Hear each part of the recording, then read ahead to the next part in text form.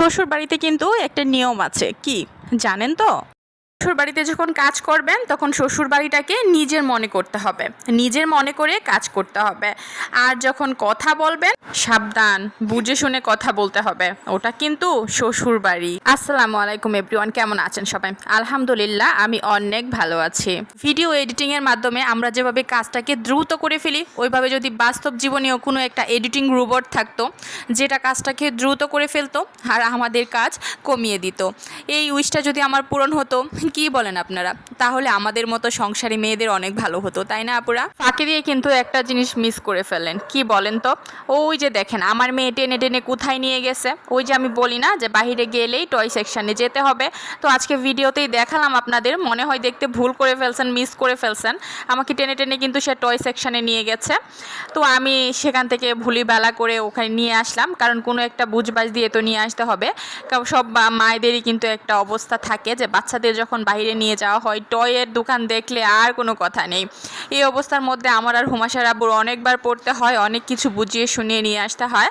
তারপর হচ্ছে আমরা স্বপ্নতে গিয়েছিলাম, স্বপ্নতে অনেক কিছু কেনাকাটা করলাম।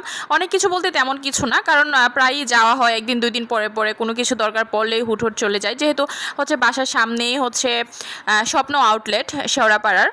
তো সেখানে যখনই ইচ্ছা যে হচ্ছে বাজার করা যায়, এই জন্য বেশি কিছু নেওয়া হয় না। সাধারণত যেগুলা রেগুলার দরকার শেষ হয়ে যায় সেগুলাই নেওয়া হয়। ডিম শেষ হয়ে গেছিলো, তাই ডিম আনতে গেছিলাম। এখন হচ্ছে আর কি নেওয়া যায় সেটা ভাবতেছিলাম, তো নুডলসও শেষ হয়ে গেছে। হুমাশার খুবই ফেভারিট নুডলস, সেই জন্য হচ্ছে নুডলস নিয়ে আসছি। আর হুমাশা যদি এমনি কিছু খেতে চায় তাহলে হচ্ছে সে তাকে কোল্ড ড্রিঙ্কসের মধ্যে যদি সে কোনো কিছু চুজ করে, সেক্ষেত্রে তাকে অভ্যাস করা হয়েছে মিল্কশেকটা সে নেয়, তাছাড়া আর কোনো কিছু না।